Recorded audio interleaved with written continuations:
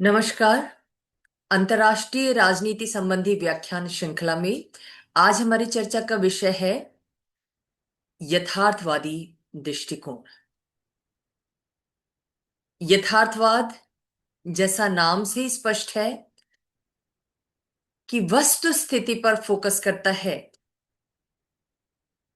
राज्यों के मध्य जो कुछ हो रहा है अंतर्राष्ट्रीय स्तर पर, राज्य जिस विधि से आचरण कर रहे हैं, उनका जो उद्देश्य होता है, उन पर फोकस करता है, उन पर केंद्रित है ये दृष्टिकोण। जन्म की दृष्टि से अगर हम देखें तो यथार्थवादी दृष्टिकोण द्वितीय विश्व युद्ध के बाद विकसित हुआ, जब दुनिया को इतनी ज्यादा जन धन की हानि उठानी पड़ी। उस समय नए सिरे से विचार विमर्श शुरू हुआ कि आखिर अंतर्राष्ट्रीय राजनीति का अध्ययन क्या उसी आदर्शवादी दृष्टिकोण से करना उचित है जिस पर चलकर राष्ट्रसंघ की स्थापना की गई। राष्ट्रसंघ विफल हुआ तभी द्वितीय विश्व युद्ध शुरू।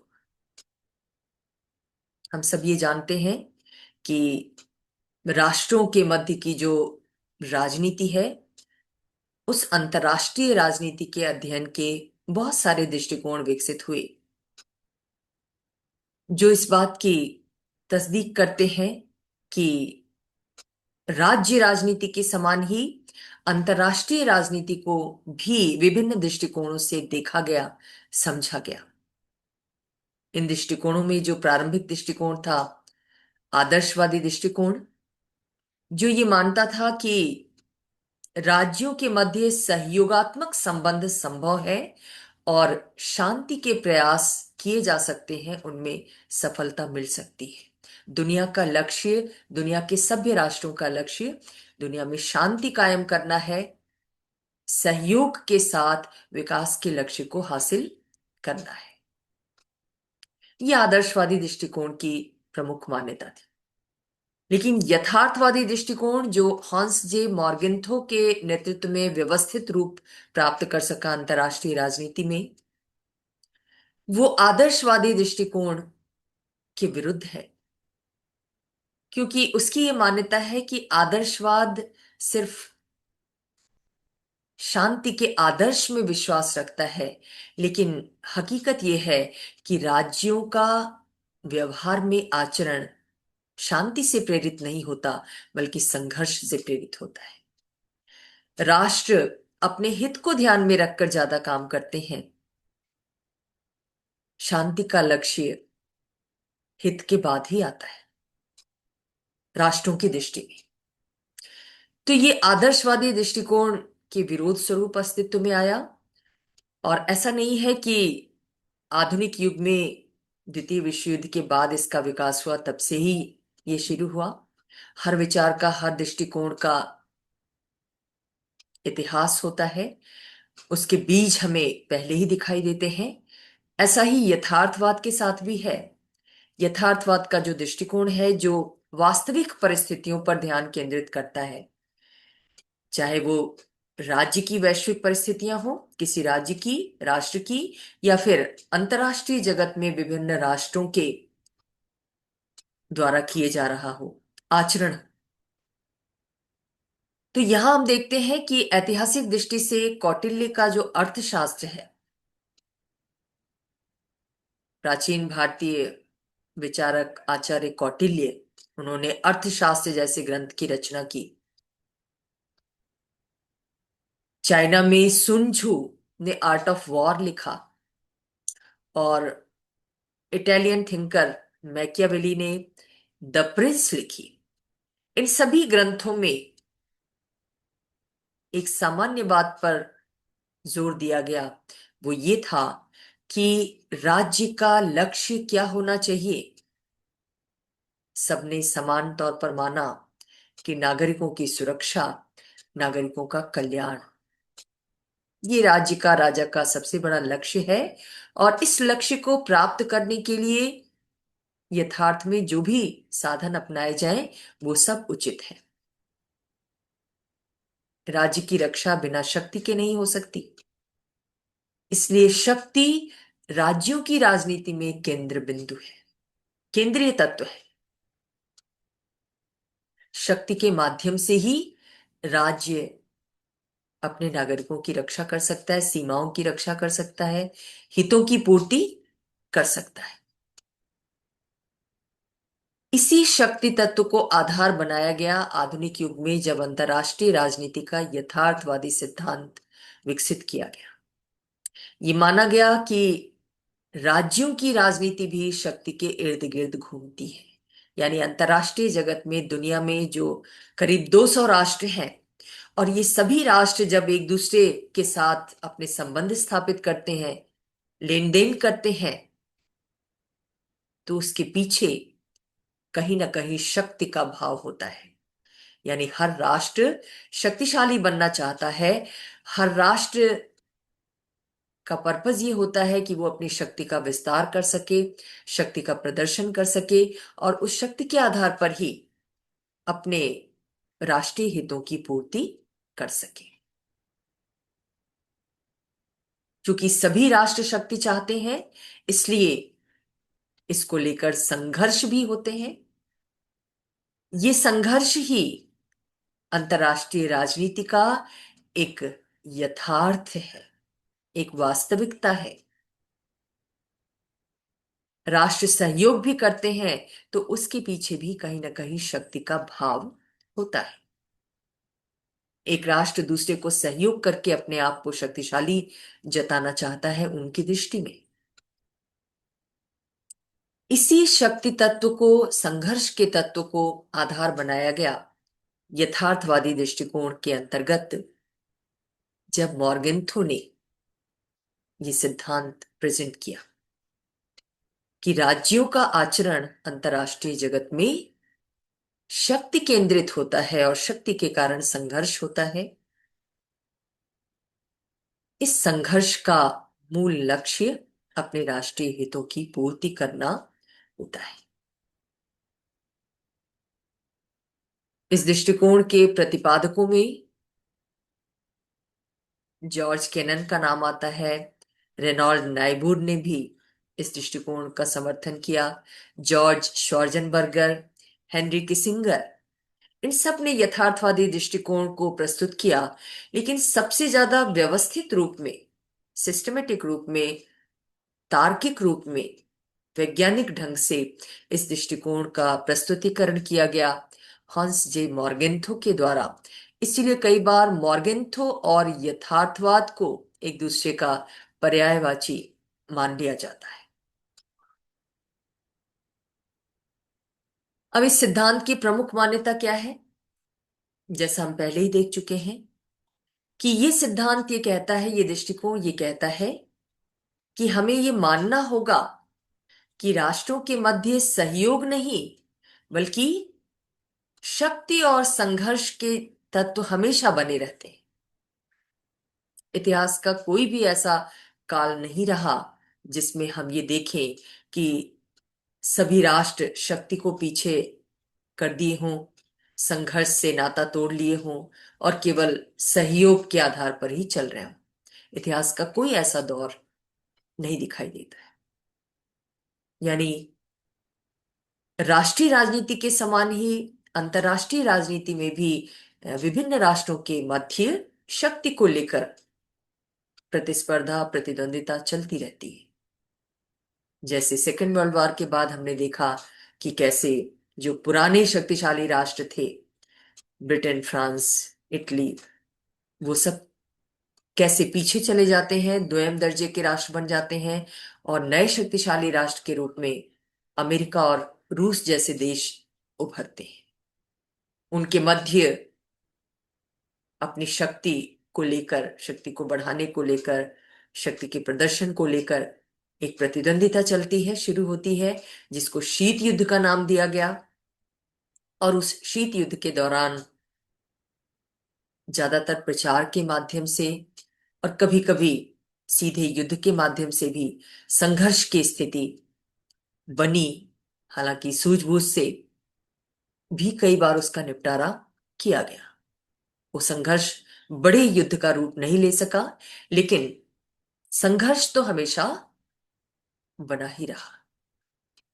इसी व्यावहारिक अनुभव के आधार पर, यथार्थ के आधार पर मॉर्गन तो ये कहते हैं, या यथार्थवादी सिद्धांत ये कहता है कि राष्ट्रों के मध्य शक्ति तत्व को और संघर्ष तत्व को मिटाया नहीं जा सकता। हम शांति की चाहे जितनी भी कामना कर ले, लेकिन ये ऐसे तत्व हैं जो स्थायी हैं, जो हमेशा रहे हैं और हमेशा रहेंगे। इसलिए ये दृष्टिकोण क्या कहता है कि अंतर्राष्ट्रीय राजनीति का जब हम अध्ययन करते हैं, या अंतर्राष्ट्रीय राजनीति के जो अध्येता हैं, अध्ययन करने वाले विद्यार्थी हैं, शोधार्थी हैं, उनको इन तत्वों को ध्यान में रखकर ही अध्ययन करना चाहिए। वो शांति का अध्ययन भी करते हैं, सहयोग का अध्ययन भी करते हैं, सहयोगात्मक संबंधों का भी अध्ययन करते हैं, फिर भी उन्हें शक्ति तत्व को, संघर्ष के तत्व को नजरअंदाज नहीं करना चाहिए। तो यथार्थवाद की प्रमुख मान्यता क्या है कि दुनिया के राष्ट्रों के बीच शक्ति और संघर्ष हमेशा बने रहते हैं, इसलिए इन दोनों तत्वों के संदर्भ में ही अंतर्राष्ट्रीय राजनीति का अध्ययन किया जाना चाहिए। अब यथार्थवाद की इस मूल मान्यता के आधार पर मॉर्गेंथो ने इस सिद्धांत को और डेवलप किया और अपने कुछ स्थायी सिद्धांत दिए, जो यथार्थवाद के स्थायी सिद्धांत कहलाते हैं। ये सिद्धांत कौन से हैं?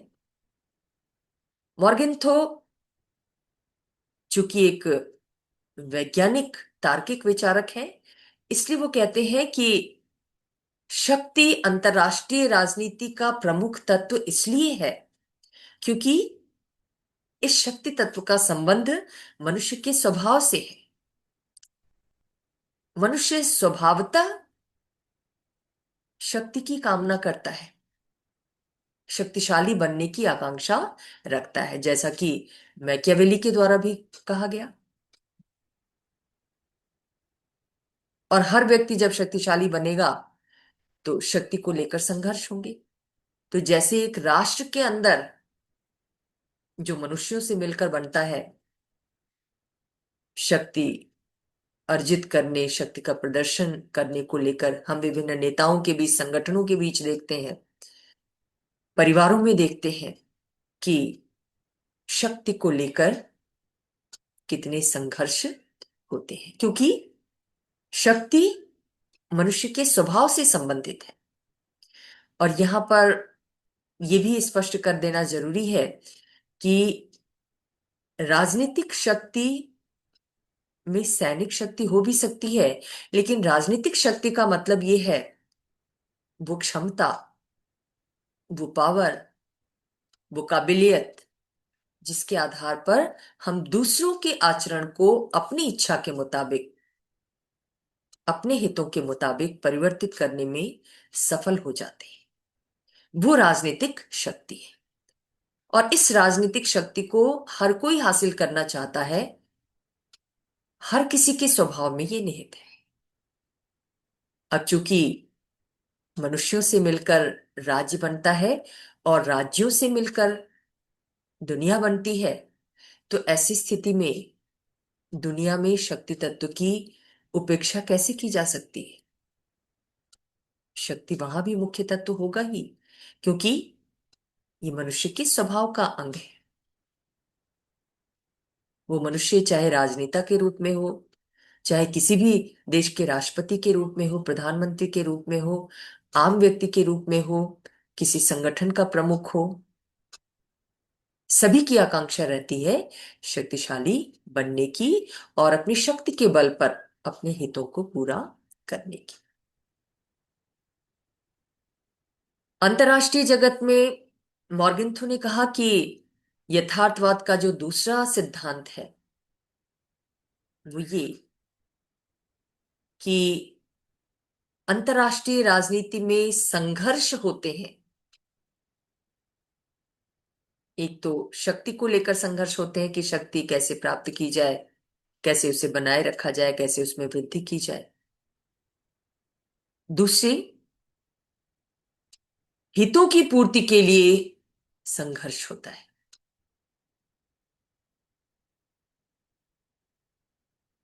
राष्ट्रहित बहुत व्यापक शब्द है, जिसमें सुरक्षा से लेकर नागरिकों का कल्याण तक, रोजमर्रा की जरूरतें तक सभी आ जाती है। हर राष्ट्र ये कोशिश करता है कि वो अपने राष्ट्रीय हितों की पूर्ति ज्यादा से ज्यादा कर सके। अब चूंकि हर राष्ट्र पूरी तरह आत्मनिर्भर नहीं होता,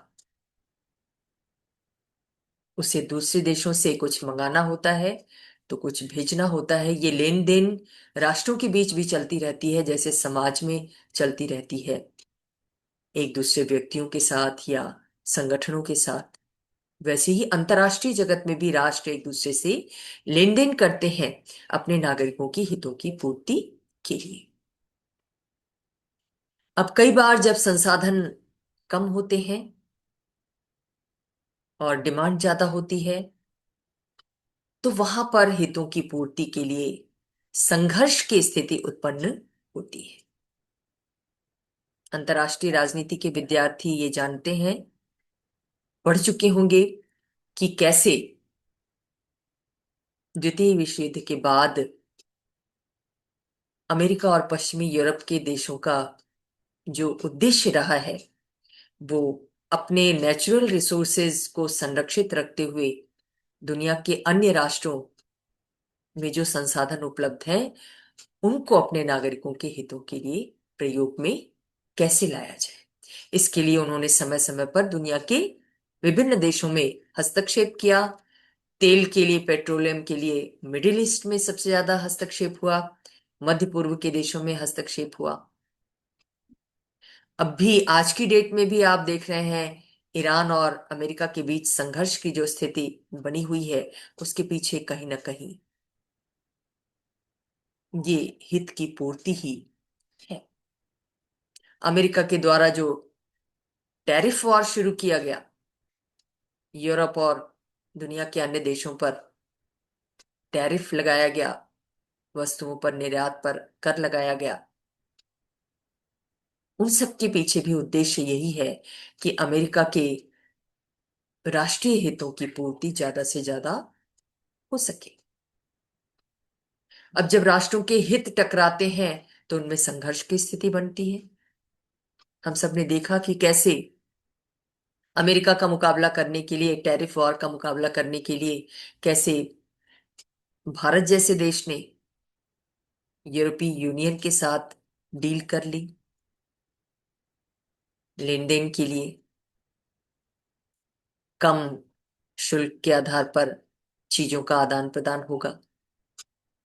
इस डील से जब अमेरिका घबराया, तो उसने टैरिफ कम करने की ठानी। ये सब अंतरराष्ट्रीय राजनीति के संघर्ष के पहलू हैं, जिनके पीछे उद्देश्य राष्ट्रीय हितों की पूर्ति होता है। तीसरी बात, तीसरा सिद्धांत मॉर्गेंथो के यथार्थवाद का ये है कि वो ये कहते हैं कि राष्ट्रहित एक परिवर्तनशील धारणा है, जो राजनीतिक और सांस्कृतिक परिवेश से निर्धारित होती है। आज किसी देश का जो राष्ट्रहित है, कल को परिस्थितियां बदलने पर वो बदल भी सकता है।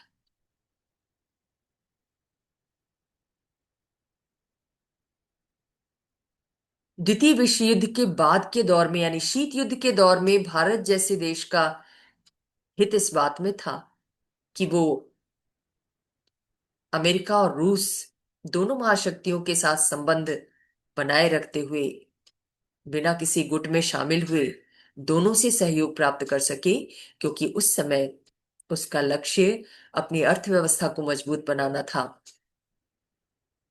नया नया स्वाधीन देश था, आर्थिक रूप से जर्जर हो चुका था, उसे विकास की जरूरत थी, गरीबी मिटाने की जरूरत थी। उसने सोचा कि गुटबंदी में फंसकर वो अपना राष्ट्रहित नहीं साध पाएगा। लेकिन आज जब भारत दुनिया की 5 बड़ी अर्थव्यवस्थाओं में शामिल है, यहां पर वो उसका राष्ट्रहित आगे बढ़ गया है।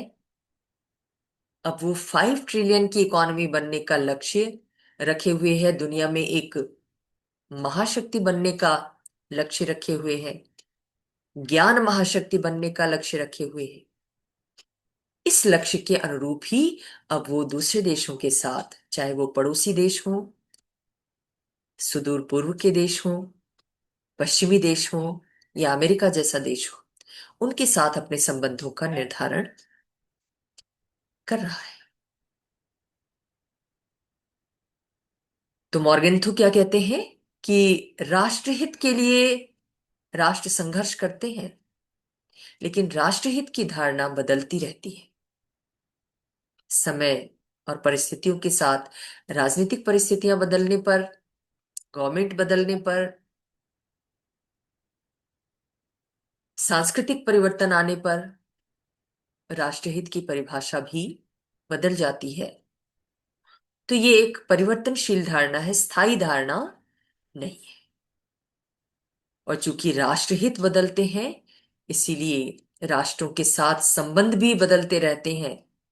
इसीलिए मॉर्गेंथो ने क्या कहा कि अंतरराष्ट्रीय राजनीति में ना कोई स्थायी शत्रु होता है और ना ही कोई स्थायी मित्र होता है, बल्कि स्थायी हित होते हैं। जिस राष्ट्र से हमारे हित की पूर्ति होगी वो हमारा मित्र राष्ट्र होगा।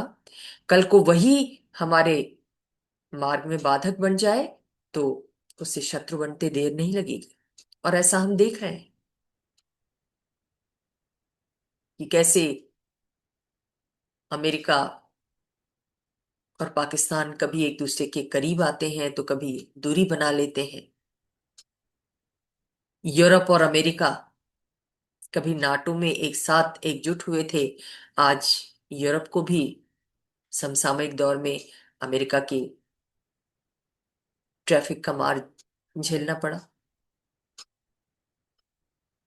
टैरिफ जो उसने लगाया वो यूरोपियन देशों पर भी था। वो ये भूल गया कि यूरोपियन देश उसके सैनिक साझेदार रहे हैं और कठिन परिस्थितियों में उन सब ने मिलकर साथ काम किया है। लेकिन यहां मॉर्गेंथो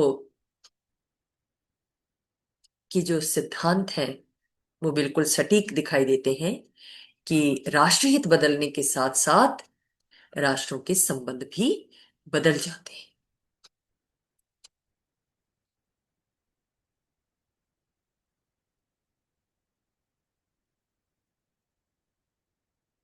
तो मॉर्गेंथो का यथार्थवादी सिद्धांत जिन सिद्धांतों को प्रेजेंट करता है, जिन मान्यताओं को प्रेजेंट करता है, उनमें अगली मान्यता यह है कि राष्ट्रों की जो गतिविधियां हैं, यानी राष्ट्रों के जो आचरण है, जो व्यवहार है, वो विवेक पर ज्यादा आधारित होते हैं, लॉजिक पर ज्यादा आधारित होते हैं। यानी वो कैलकुलेट करते हैं कि किस आचरण से उनके हितों की पूर्ति होगी और किस आचरण से उनके हित बाधित होंगे। संवेदना उनके व्यवहार का संचालन नहीं करती। नैतिक मान्यताएं जो अमूर्त होती हैं, मॉर्गन तो ये कहते हैं कि उनके आधार पर राष्ट्रों का संचालन संभव नहीं है। ऐसा ही मैकियावेली ने भी कहा और कौटिल्य ने भी कहा कि राजनीति में राजनेता के लिए, राजा के लिए, शासक के लिए नैतिक मान्यताओं का कोई महत्व नहीं होता। आदर्शवादी सिद्धांत पर प्रहार करता है यथार्थवाद ये कहकर कि नैतिक मान्यताएं यथार्थ में कोई मायने नहीं रखती। एक समय था जब इन्हीं आदर्शों पर अमल किया भारत ने, उसको मुंह की खानी पड़ी। चाइना के साथ पंचशील समझौता करने के बाद भी चीन का आक्रमण उसे 62 में झेलना पड़ा। राष्ट्र की सुरक्षा खतरे में पड़ी।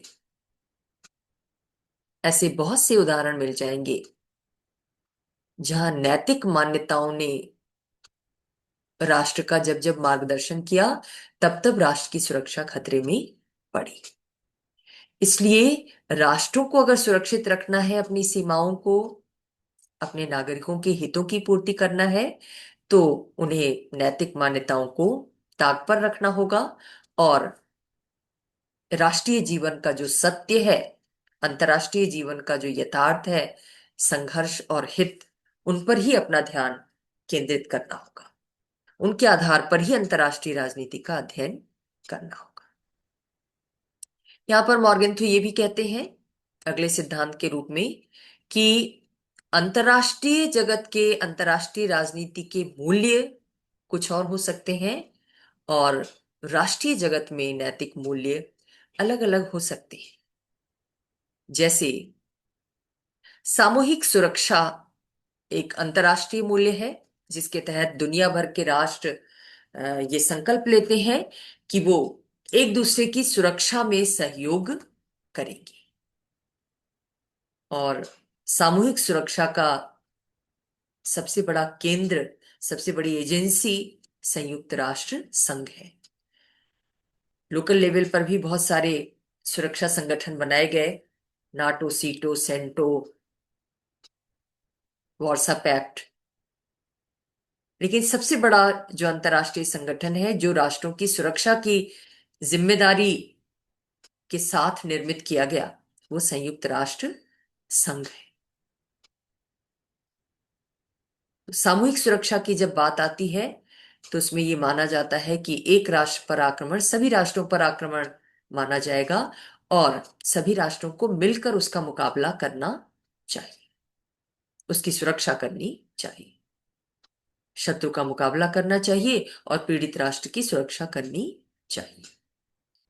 इसी सिद्धांत के तहत हम देखते हैं कि जहां जहां दुनिया में शांति भंग होती है, संयुक्त राष्ट्र संघ की जो पीस कीपिंग फोर्सेस हैं, शांति सेना है, वो उन राष्ट्रों में जाकर शांति कायम करने के प्रयास करती है। लेकिन एक राष्ट्र के नैतिक मूल्य इस अंतरराष्ट्रीय मूल्य से अलग होते हैं। यानी सामूहिक सुरक्षा जहां अंतरराष्ट्रीय मूल्य है, वहीं एक राष्ट्र अपने लिए अलग नैतिक मूल्य निर्धारित कर सकता है, जैसा भारत के द्वारा किया गया पंचशील के तहत अनाक्रमण, अहस्तक्षेप, सबके साथ मैत्री, अखंडता, संप्रभुता का सम्मान, दूसरे देशों की संप्रभुता का सम्मान।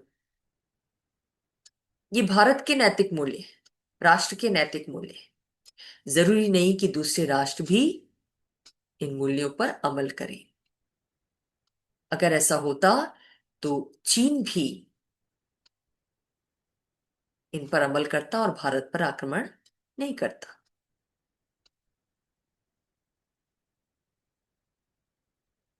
तो जैसे राष्ट्रीय जीवन में कहते हैं कि व्यक्तिगत जीवन के नैतिक मूल्य अलग होते हैं और राष्ट्रीय जीवन के मूल्य अलग होते हैं, वैसे ही अंतर्राष्ट्रीय राजनीति का जब हम अध्ययन करते हैं, तो मॉर्गेंथो की दृष्टि में क्या है वो, कि हर राष्ट्र जो इस दुनिया में शामिल है, दुनिया के मानचित्र में शामिल है, उसके अपने अलग नैतिक मूल्य होते हैं। और सभी राष्ट्रों से मिलकर ये जो अंतर्राष्ट्रीय समुदाय बनता है, अंतर्राष्ट्रीय जगत बनता है, उसके मूल्य अलग है। दोनों को मिलाने की कोशिश नहीं करनी चाहिए, अलग अलग रखकर ही इनको समझा जाना चाहिए। कई बार राष्ट्रीय नैतिक मूल्य अंतर्राष्ट्रीय मूल्यों के अनुकूल हो सकते हैं, और कई बार ये विपरीत भी हो सकते हैं। बहरहाल इन्हें अलग अलग रखना ही उपयुक्त है। और इसके साथ साथ मॉर्गेंथो ये भी कहते हैं कि जो राजनीतिक जीवन का क्षेत्र है, वो सामाजिक, सांस्कृतिक और नैतिक क्षेत्रों से अलग है, स्वतंत्र है। हालांकि राजनीति का हस्तक्षेप इन क्षेत्रों में भी होता है, लेकिन राजनीति इन सब क्षेत्रों से स्वतंत्र है, स्वायत्त है।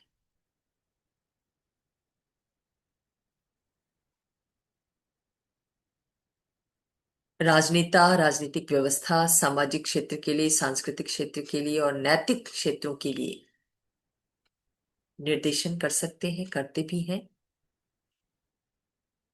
लेकिन और ये सभी क्षेत्र राजनीति के निर्णयों को मानने के लिए बाध्य होते हैं।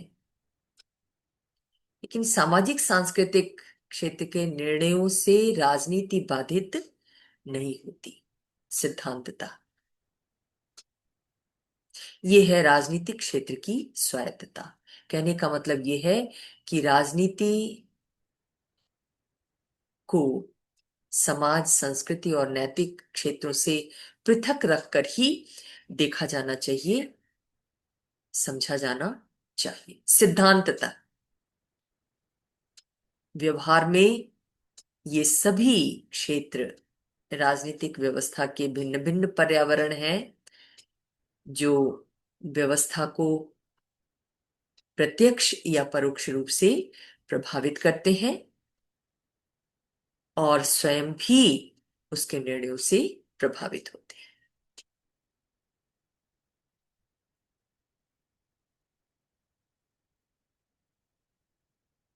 मॉर्गेंथो का सिद्धांत और क्या कहता है? यथार्थवाद, कि प्रत्येक राज्य का सबसे बड़ा लक्ष्य, सबसे बड़ा हित अपनी सुरक्षा करना है, अपने अस्तित्व की रक्षा करना है। आज फिलिस्तीन और इजराइल के बीच जो संघर्ष चल रहा है, जो लंबे समय से चल रहा है, वो दोनों के अस्तित्व और सुरक्षा का प्रश्न ही तो है। तो हर राष्ट्र जो इस दुनिया में शामिल है, जिसे इस दुनिया ने मान्यता प्रदान की है, उसकी पूरी कोशिश रहती है कि वो अपनी सुरक्षा के लिए हर संभव प्रयास करे, और उसके लिए उसे जिन भी साधनों का सहारा लेना पड़ता है वो लेता है। सेना, सैनिक गुटबंदी, सैनिक साजो सामान और सुरक्षा समझौते, जो भी उसे करना पड़े, कूटनीति का सहारा उसके द्वारा लिया जाता है। लेकिन सुरक्षा के साथ, अस्तित्व के साथ कोई समझौता नहीं किया जाता।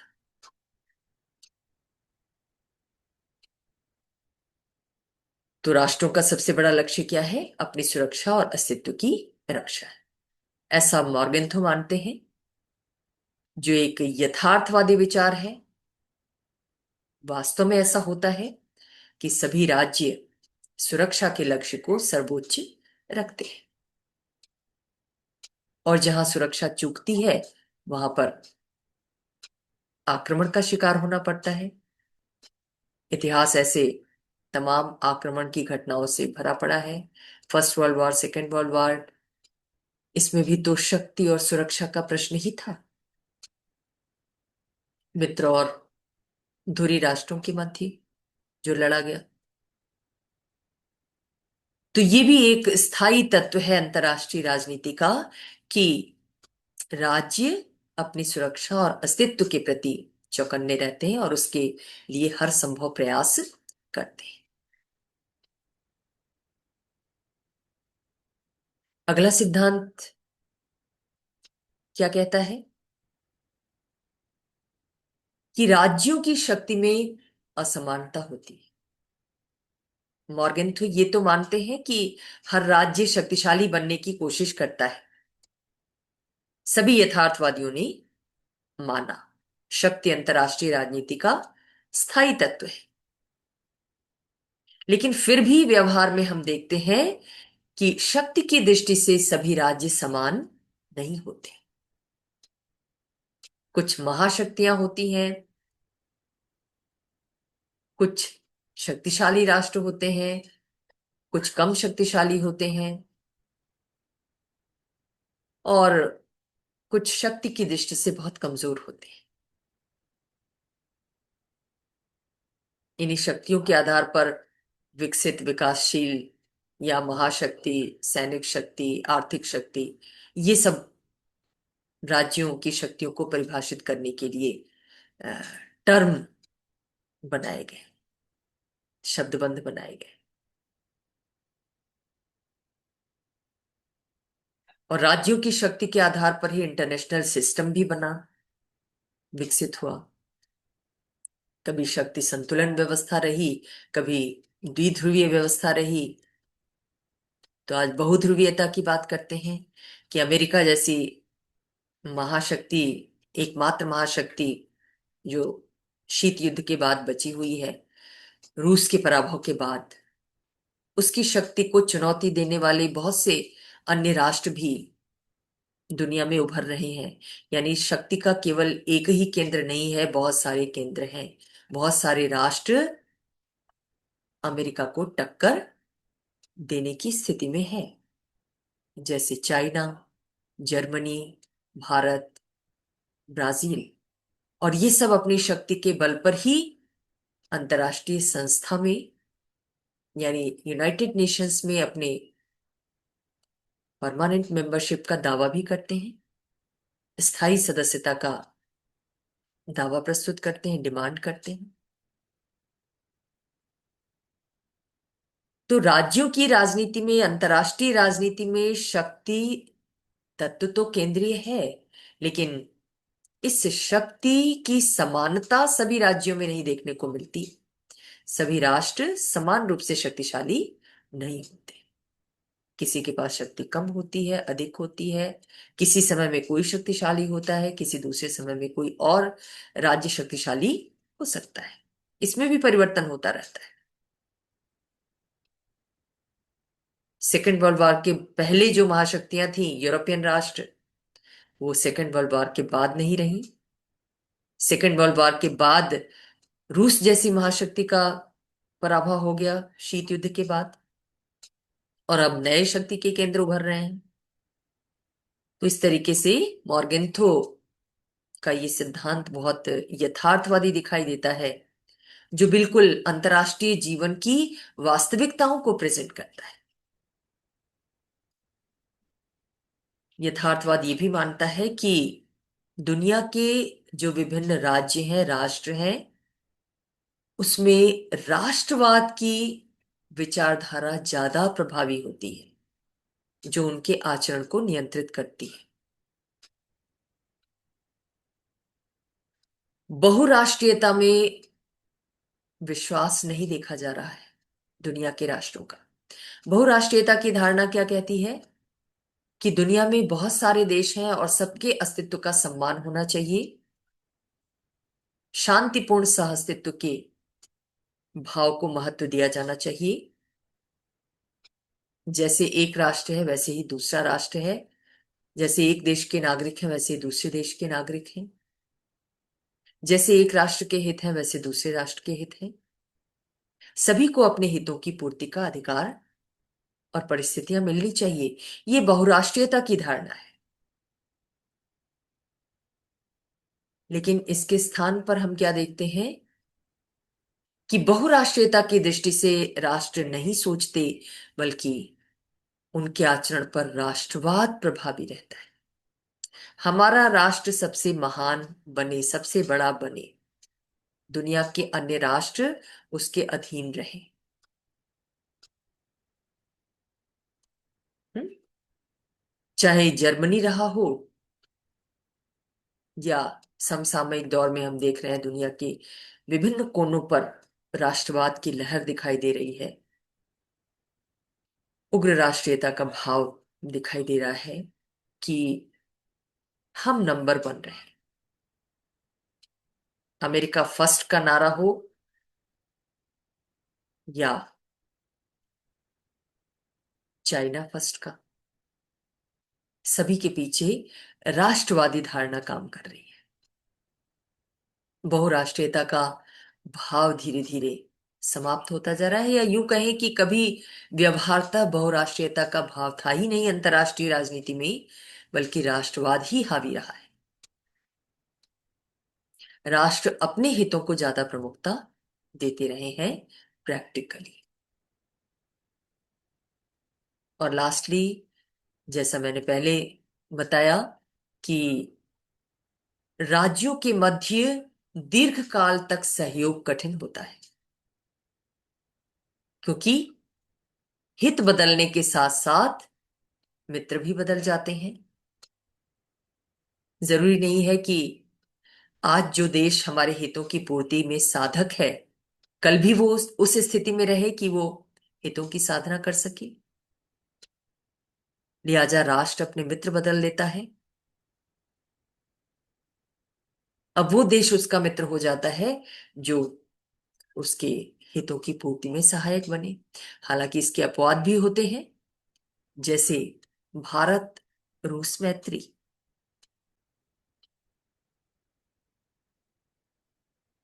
भारत और रूस पुराने मित्र रहे हैं और ये मित्रता आज तक जारी है, बावजूद इसके कि रूस आज महाशक्ति नहीं है,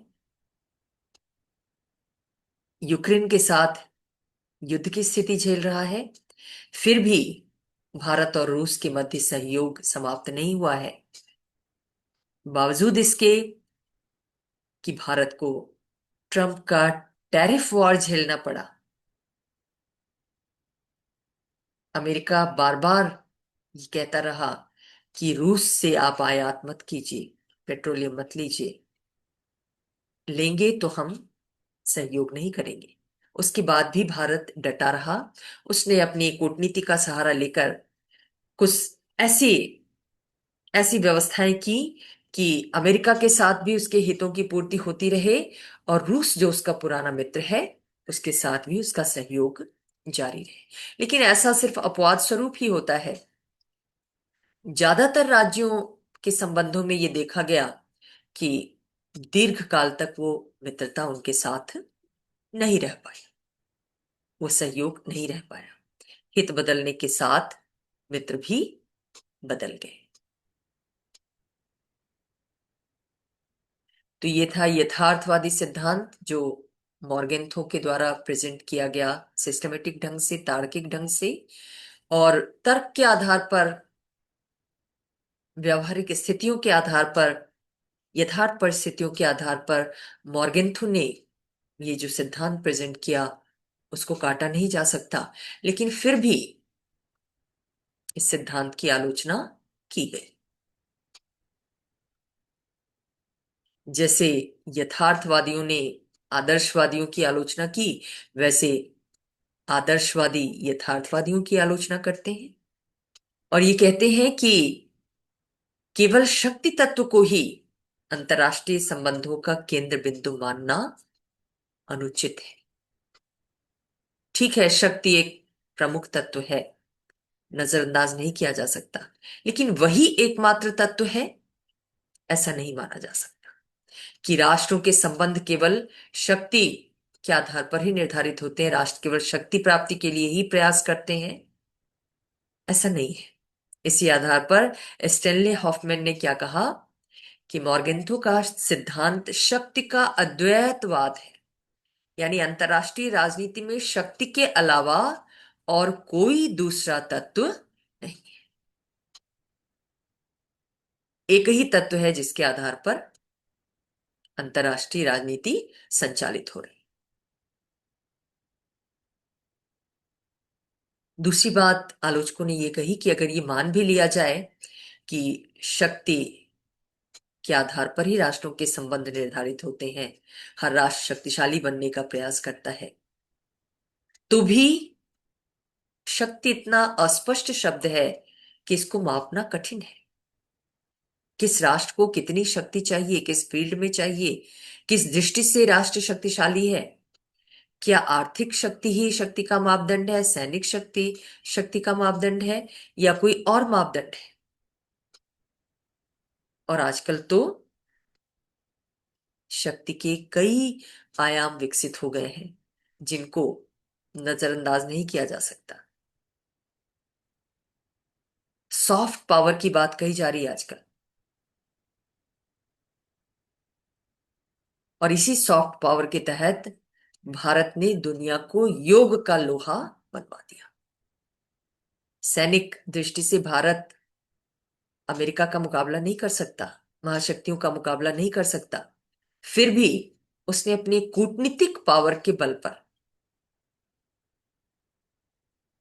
संयुक्त राष्ट्र संघ में अंतर्राष्ट्रीय योग दिवस को की घोषणा करवाने में सफलता प्राप्त की, और आज पूरी दुनिया योग दिवस मनाती है। कि भारत की संस्कृति का योग एक ऐसा शक्तिशाली तत्व रहा है जो अच्छे जीवन के लिए, सद्भावनापूर्ण जीवन के लिए बहुत उपयुक्त है। अंतर्राष्ट्रीय राजनीति में जो प्रतिस्पर्धा, जो संघर्ष देखने को मिल रहा है, उसको मिनिमाइज किया जा सकता है अगर हर राष्ट्र योग को अपनाए। इसे सॉफ्ट पावर का नाम दिया गया, तो ये भी शक्ति का एक रूप है। आलोचक ये कहते हैं कि शक्ति अपने आप में इतना अस्पष्ट तत्व है, कौन से पक्ष इसमें शामिल किए जाएंगे, कौन से नहीं शामिल किए जाएंगे, नए नए तत्व इसमें शामिल होते जा रहे हैं। तो कैसे डिफाइन किया जाए कि कोई एक राष्ट्र शक्तिशाली है या ज्यादा शक्तिशाली है, कम शक्तिशाली है? ये डिफाइन करना, ये परिभाषित करना, ये निश्चित करना बड़ा मुश्किल हो जाता है।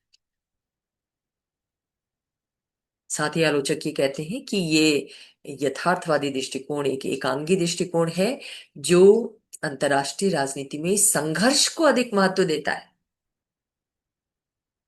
ठीक है, व्यवहार में संघर्ष हो रहे हैं, राष्ट्र हितों के लिए संघर्ष कर रहे हैं, दुनिया में हम युद्ध देख रहे हैं, लेकिन युद्ध होता ही रहेगा, युद्ध को रोकने का प्रयास बेमानी है, ऐसा नहीं मानना चाहिए। वास्तविकता का अध्ययन जरूरी है, लेकिन अगर शांति के आदर्श को भूल जाएंगे तो दुनिया संघर्ष के भट्टे पर जल जाएगी।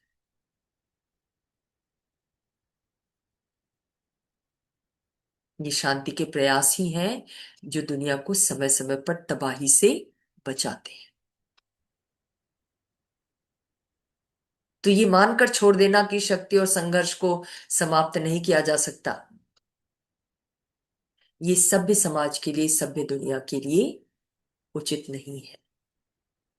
अगर हम सभ्यता का दंभ भरते हैं, मानवता की बात करते हैं, तो हमें शांति के आदर्श को नहीं छोड़ना चाहिए और हर संभव कोशिश करनी चाहिए कि संघर्षों के बीच शांति कैसे स्थापित हो सके।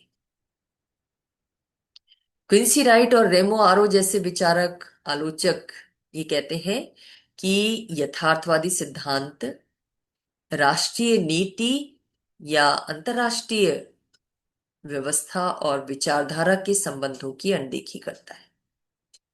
यानी सेकेंड वर्ल्ड वॉर के बाद हमने जैसा देखा कि दुनिया के राष्ट्रों के संबंध दो विचारधाराओं के आधार पर संचालित होते रहे। वो विचारधाराएं थी समाजवादी विचारधारा और पूंजीवादी विचारधारा।